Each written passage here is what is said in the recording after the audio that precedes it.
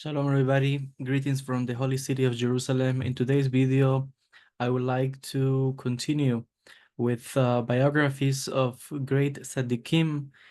In this case, I'd like to speak about the Mekubal, Rabbi Shalom Sharabi, Alav Shalom, peace be upon him, known as the Rashash, the Rosh Yeshiva of the Yeshivat HaMekubalim here in the holy city, Yeshiva Betel. And I'll continue sharing a few of the insights, details about the life of the Chacham, Rabbi Shalom Mizrahi Yedidia Sharabi. He was born in the year 1720 and passed away in 1777. He was born in Sharab, Yemen, and passed away here in Jerusalem. He's buried in Har HaZeitin in the Mount of Olives Cemetery here in Jerusalem. If you have seen my videos, you've seen that I've published a few videos of my visit to his grave a couple of times, either in this channel or in the Spanish channel, that I have shared multiple videos of my visit to his kever, to his grave. What can we share about the life, the exemplar of Rabbi Shalom Sharabi? Rabbi Shalom Sharabi he came from a family also of pious people. His father was Rabbi Yitzchak Mizrahi Sharabi, and his father passed away when Rabbi Shalom was still like a little boy. As is quite common in the Arabic countries and in many countries all over the world, that children from a very young age, they have to work to support their families. Specifically in Yemen, there's a country for many years been stricken by poverty and difficulties. So Rabbi Shalom had to work from a very young age to support his family. His father passed away when he was young, as I mentioned, so he had to help the family. Now, at the same time that he had to work, at the same time he was learning Torah, he was studying Torah. We all know that the Yemenite community has or had, I'm not quite sure, but certainly they had, and I say because I'm not really very deep into the Yemenite community, but they had a reputation of great Torah sages and scholars.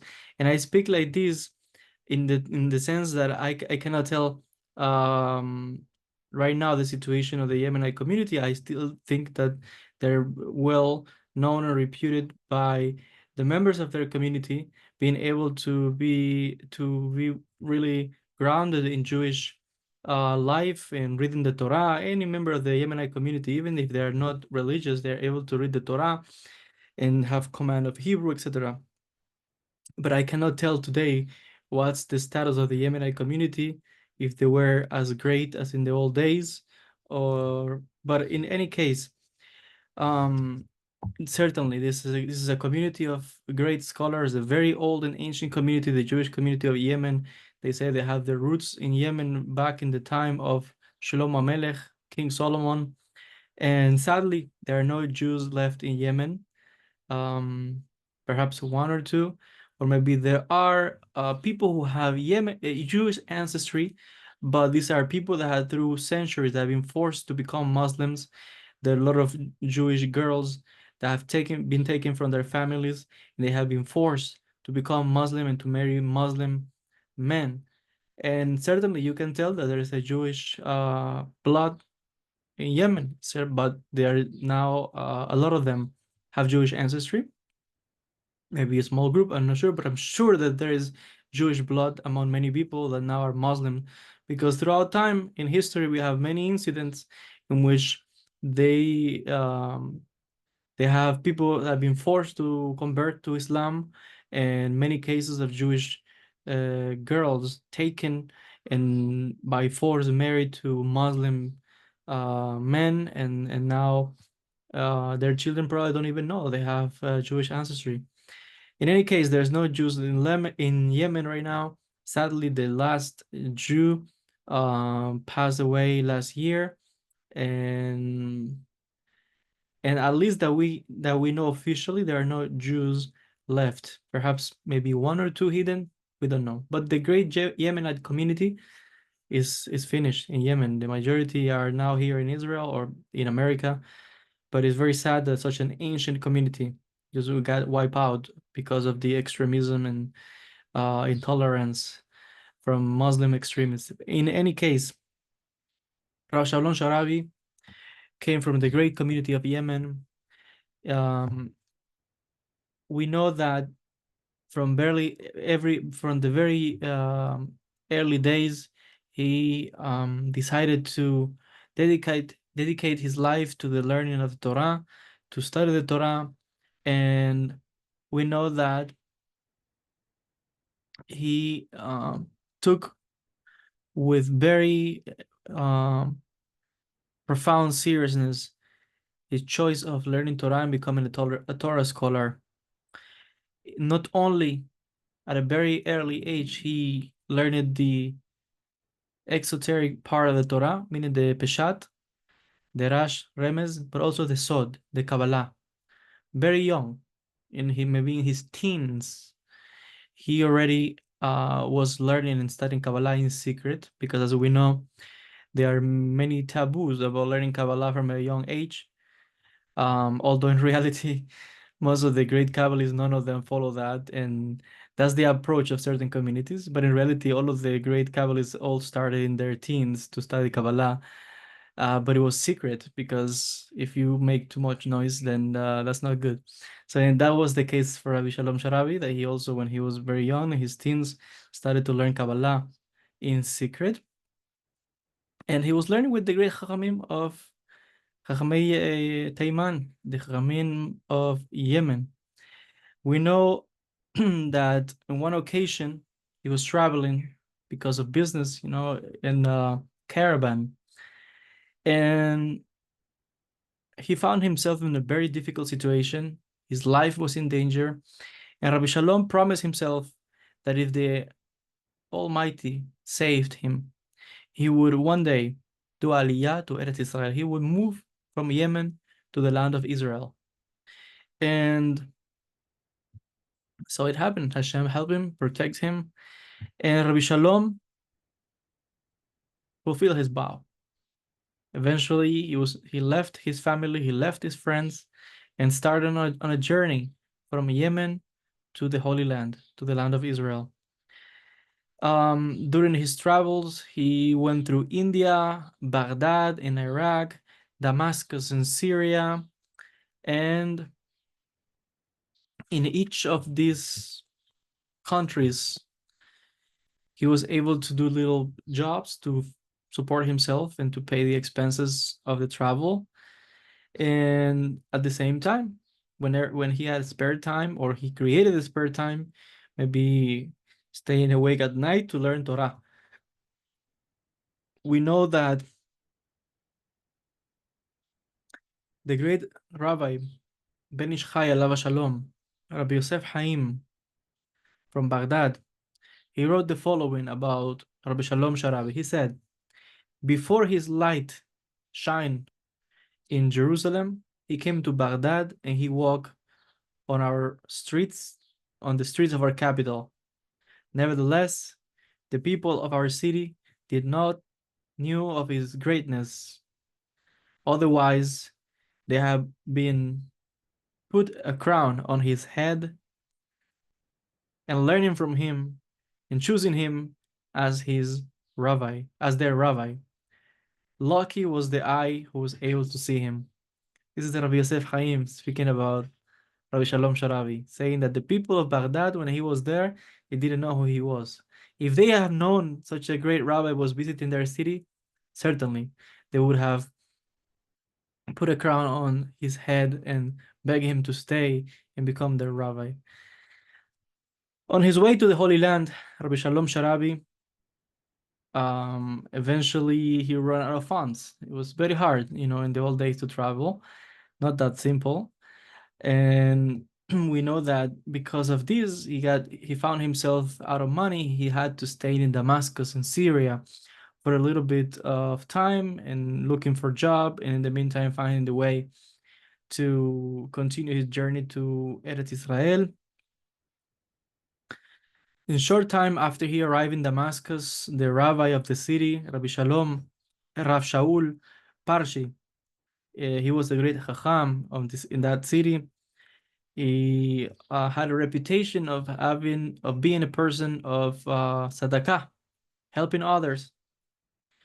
So during that time, we know that Rabbi Shaul Parshi not only was a rabbi in the Jewish community, but he was the minister of finance in the Syrian government. We're talking here in the 1700s. You have to remember 18th century. And this rabbi not only was a rabbi in the community, he was also in the government, the Syrian government. He was the minister of finance. So he was well known all over the city. So Rabbi Shaul, he took Rabbi Shalom Sharabi as his personal assistant. And in the beginning, he didn't know Rabbi Shalom was like a great Talmid Chacham, because Rabbi Shalom was very humble. He concealed and hid his own status. He didn't want anyone to know that he was a rabbi. He just simply showed up like a simple person, maybe like an Amaretz. We will know several stories later on that in the beginning he used to conceal his knowledge and his status as a rabbi, as a great Talmid Chacham. So in the beginning, Rabbi Shaul from the Syrian community took Rabbi Shalom as his personal assistant. And without knowing he was a rabbi and a Talmid Chacham, but eventually he was able to realize the excellence of this young rabbi and help him to find a way to continue his journey to the Holy Land, to the land of Israel. Eventually, Rabbi Shalom was able to make it to Israel, to Jerusalem, where I am right now, and he started, he went to the Yeshivat HaMekubalim, the yeshiva of the Kabbalist, Yeshiva Betel, here in the Old City. I've also recorded several videos that I've recorded inside the yeshiva and with Rabbanim of the yeshiva, and I published them in my Spanish channel mainly. You can see them there. I'm not sure if I'll share any video in the English channel, but I recorded several videos inside the yeshiva and around, etc., that you can see in the channel. Also, the Yeshiva HaMekubalim, they have their official YouTube channel that they publish videos. If you want to learn something about Kabbalah, they have it in Hebrew. You can watch it from their own people that they publish these videos. So Rabbi Shalom, like I said, he went straight to the Yeshivat HaMekubalim, and he went to speak to the Rosh Yeshiva, Rav Gedalia Hayun. He was the great rabbi, great Mekubal. And Rabbi Shalom joined the students in the yeshiva. There's a story that says that in the beginning he would conceal that he was a Kabbalist, and he concealed that he was a rabbi. And first he just got into yeshiva just working as an assistant, just sweeping the floors and cleaning and all these things. And there is a story that he used to listen all the pilpulim, all the questions, all the debates, all the study. And there was a time in which there was a question that no one knew the answer, not even the Rosh Yeshiva, not even Rabbi Gedalia Hayun. So Rabbi Shalom, at night, when he was cleaning the yeshiva, he wrote the answer in a paper and put it inside the book of the Rosh Yeshiva. So when the Rosh Yeshiva came in the morning, he opened his book, there was a paper with the answer to their question. Imagine. Everybody going, running from place to place, what's going on, who wrote the answer? No one in the yeshiva knew the answer. More than that, who was the person who knew the topic of learning that they were discussing? The Yeshiva Betel is not a place that you can just go right there and learn. They don't admit anyone. You need to have a lot of learning and time, and there's a lot of requirements until you qualify. Plus, the learning that they were doing was secret, private. So, who gave the answer? Certainly, none of the people that were there. So they came to the conclusion it must be God, it must be Eliyahu Navi. So it's a revelation of the prophet Elijah. So what happened? Everybody was happy. If sometime later they had the same issue, they had another question. No one knew the answer. And Rabbi Shalom, he was listening and he knew the answer. It was a great Mekubal. He was a good rabbi. So what happened was that Rabbi Shalom wrote the answer again in a paper. He put it, wow, more revelations. Eliyahu Hanavi, so it's an angel that's bringing the answers. Until the third time, second or third time, that the daughter of Rabbi Gedalia Hayun saw that was Rabbi Shalom, the one doing, putting the answer, writing the answers. Because in those days, Yeshiva Betel was a very small place, even today, a small place. But Rabbi Hayun used to live one side of the yeshiva. He used to live in the same building in one side, so that's why his daughter was able to see. He say, "Oh, I saw the guy who was cleaning the who cleans the Bet Midrash. I saw him put in the paper." So everybody then understood. In this case, Rabbi Gedalia called Rabbi Shalom and say, "Tell me the truth. It was you who put the answer, right?" He denies, and no, it was not me. Amen Amaret. What do I know? So Rabbi Gedalia eventually forced him to admit that, yeah, he was a great rabbi from Yemen. He was a great Mekubal, and eventually, Rabbi Gedalia married his daughter to Rabbi Shalom Sharabi, and eventually he became the Rosh Yeshiva after the passing of Rabbi Gedalia Hayun, and that's how Rabbi Shalom Sharabi became the Rosh Yeshiva, Yeshivat Mekubalim. There are so many stories to share here. There is an incident. There are so many stories of how the Almighty protected Rabbi Shalom and how he was able to do so much for the Jewish community in Jerusalem at the time, time of oppression, difficulties.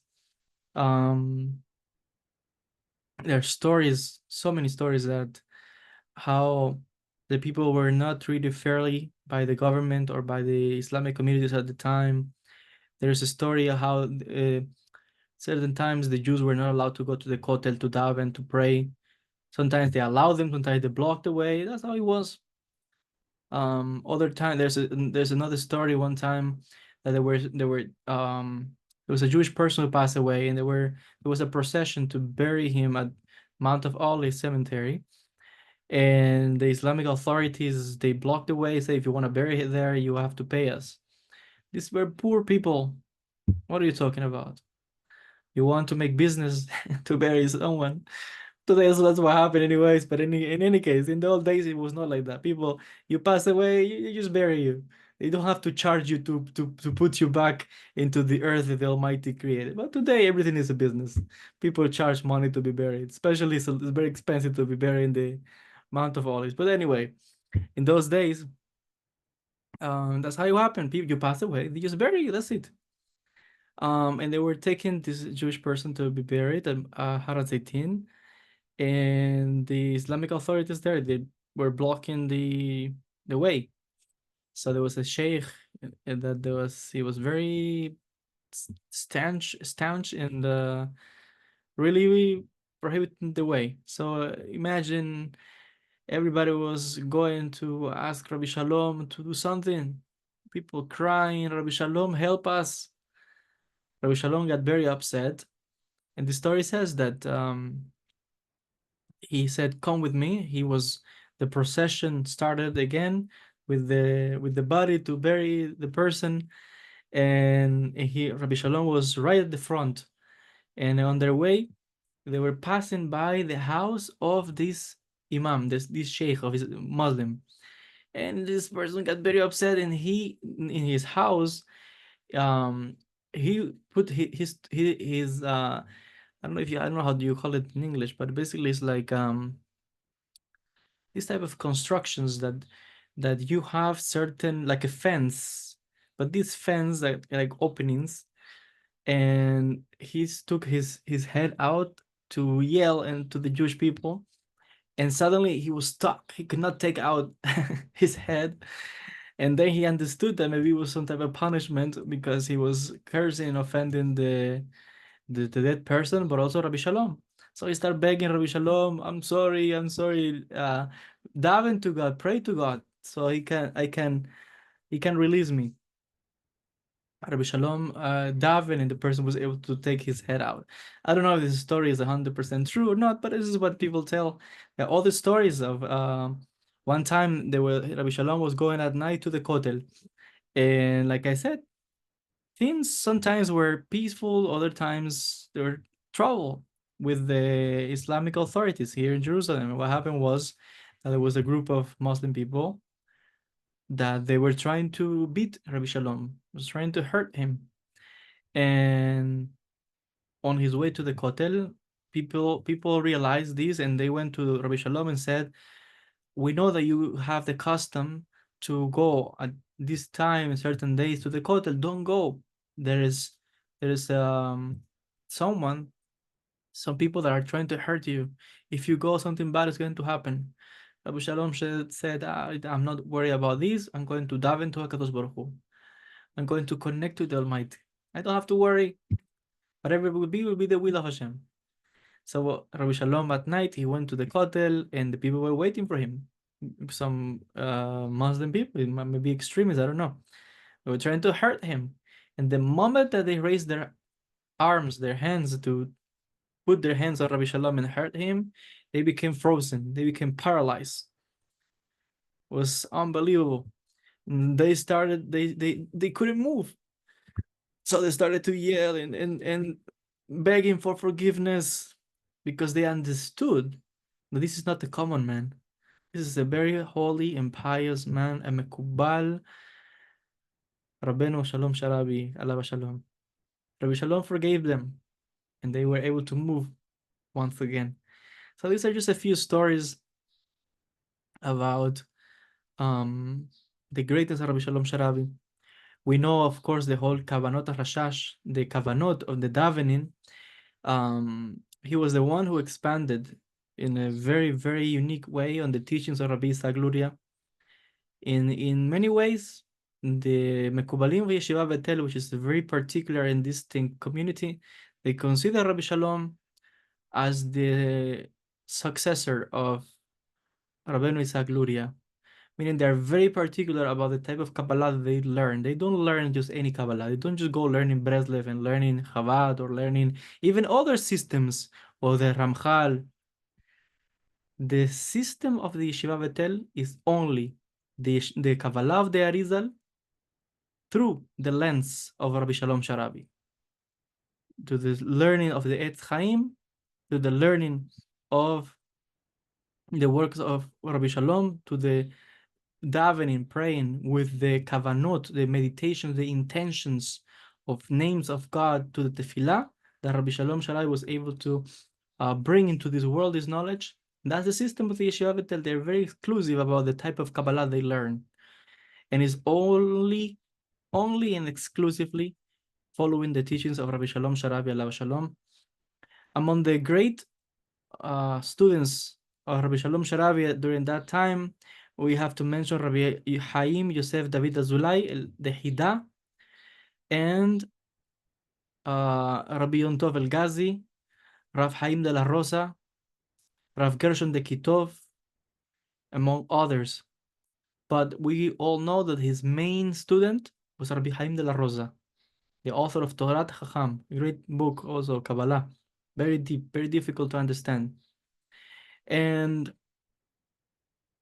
the 10th of Shevat of the year 5537, meaning 1777, with 57 years of age, the holy Rabbi Shalom Sharabi passed away from this world. Before he passed away, he promised that anyone who went to his grave, to his kever, and daven with purity of heart, he will make sure to intercede and make sure that his prayer will be answered. So this is a promise that he made, and I've heard this of other Kabbalists as well, the saying, if you daven, or if you do Patach Eliyahu on my name, for my neshama, or if you go to my kever, my grave, to daven to God, I will make sure that your prayer is answered. So that's some sources say that that's what Rabbi Shalom said. Anyway, there's a story that is not that well known, and is what happened right before Rabbi Shalom Sharabi passed away. Exactly, some people say 3 days, a week before he passed away, the Sunday that took place. And the story goes that Rabbi Shalom gathered the top of his students, the Hida, Rabbi Yosef Haim Benhabib, Rabbi Chaim de la Rosa, and Rabbi Shalom Sharabi, they gathered together. They locked themselves for a few days in the Yeshiva Betel, dressed in white, doing kavanot, doing prayers, shofarot, all kind of prayers with intentions to Kadosh Baruch Hu, fasting, mikveh, afflictions, to hasten the Geulah, the redemption. And they said, the story says that while they were engaged in this type of mystical practice to bring Mashiach and to hasten the Geulah, on the third day, while they were engaged in this type of davening and praying, suddenly there was a great wind that went inside the house where they were locked in their practices. And this great wind basically hit them on their faces and pushed them back. They fell on their back, and suddenly there was like a cloud, and from this cloud there was a voice that came out and said to them, the moment of the redemption has not arrived, and you have no permission to hasten the coming of Mashiach and the what we call the end of days, Hayarit Yamim. It has been decreed that you will never be together. One of you will pass away this year, the other one will go into exile, and the third one will stay in the land of Israel, but he will be outside of Jerusalem. What happened? This bat call, celestial voice, did not specify who will be, to whom this will apply. But we know what happened later. We know that these Chachamim, they drew lots to see on whom this will fall. And we know that to the Hida, Rabbi Yosef Haim Benhabib, the lot fell on him, that he will have to go into exile of the Eretz Israel. In fact, the Hida, he passed away in Italy, in Livorno, and it took almost 200 years for his body to be brought to Israel and to be buried in in the Har HaMenuchot, close to where I am right now. I am in Har Nof. Almost 200 years, he passed away outside of Israel. In the case of Rabbi Shalom Sharabi, on him fell the decree of death.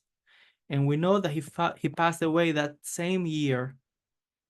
And in the case of Rabbi Chaim de la Rosa, known as Torat Chacham, he was the only one of the three of them who remained in Israel, but not in Jerusalem. He had to go to Hebron.